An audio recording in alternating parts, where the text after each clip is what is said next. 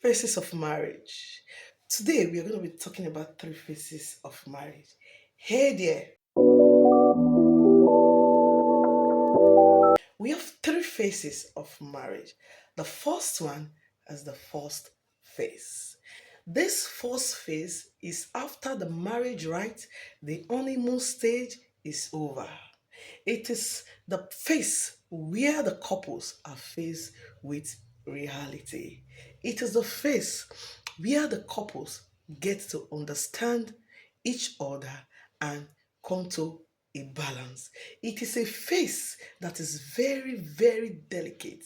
That is the reason why it is not advisable for extended families to live with newly married couples in this first phase because these two people, they are from different family background, different cultural settings, and they have come together to become husband and wife, and love is binding them. If your brother loves his wife, does not mean that the siblings is going to love the wife.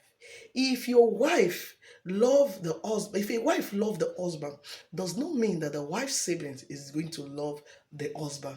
So, because of this love that has banded these two people together, they can tend to overlook their excesses, which their in-laws, the extended family, will not overlook. So that is the reason why it is not advisable for extended family to live with newly married couples in this first phase, because this first phase is very delicate and faced with a lot of challenges. They are trying to find a balance, financial balance, career wise, and maybe trying to bring forth a child. This phase is strictly for the both couple, for them to understand their self and carve a niche for their family. Thus, first phase, the way this first phase is handled is going to determine the sweetness of the second phase. Now, let's move into the second phase. The second phase of marriage. This phase is like the center of all marriage. It is like the determinant of the third phase and the overall of that marriage. In this second phase, children has come in. Maybe they have 2 to 3 children in this second phase. Responsibility are setting. Maybe things are no longer rosy the way it was in the first phase. And this second phase is a phase whereby she is now a mother, he is now a father. The attention they once gave to themselves is no longer there. This second phase, the woman is now a mother and the children come first. The way she took proper care of herself might no longer be possible because she's faced with a lot of responsibility as choice and taking care of the children. She might neglect herself at some point because she's now a mother raising little kids. And this phase is the phase whereby some men, instead of standing with their wife and family to understand that the phase that they are now is parenting phase where they are trying to plan life for their children, how their children is going to turn out. Rather, it is the phase whereby these men they start to see flaws in their wife. It is the phase whereby they start to notice that their wife is no longer beautiful, the breast is no longer standing, the buttocks is not flattened. Oh, my wife is this, my wife is that, my wife is not taking care of herself, my wife is this. And in turn, instead of giving their wife support in that phase, they tend to start to look outside. And when a man starts to do that, disrespect sets in from the part of the wife. She starts disrespecting her husband because she's no longer getting the love, the attention that the husband once showed her in the first phase. Thereby, she starts disrespecting her husband. And yes, some men start saying, there is no peace in my house is disrespectful. You that went outside to carry a ant-infested fire wound. Do you deserve peace? Ask yourself.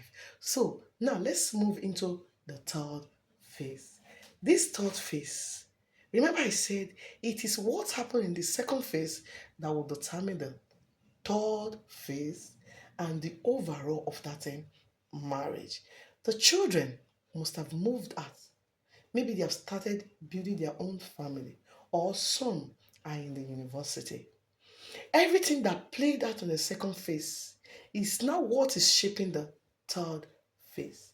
If on the part of the woman, if she didn't experience love from her husband during that second phase, and if she has an unforgiving heart, if she's someone that can bottle up things in her heart, if she's someone that likes to revenge, this is the time whereby she will start revenging, and you'll be seeing it in her attitude.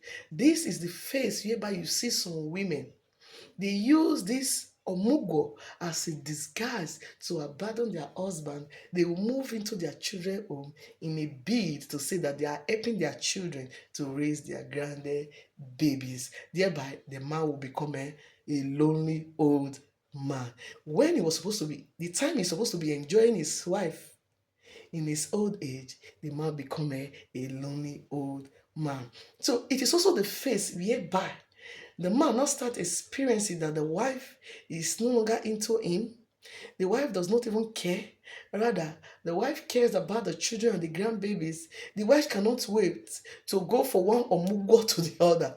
The man starts wanting to remarry, to get married. The man now starts chasing little girls just to find pleasure and happiness outside.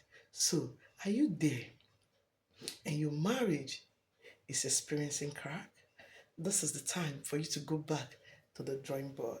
It is not too late. You don't need to wait for the third phase to set in, because there is nothing without solution. Have a nice day.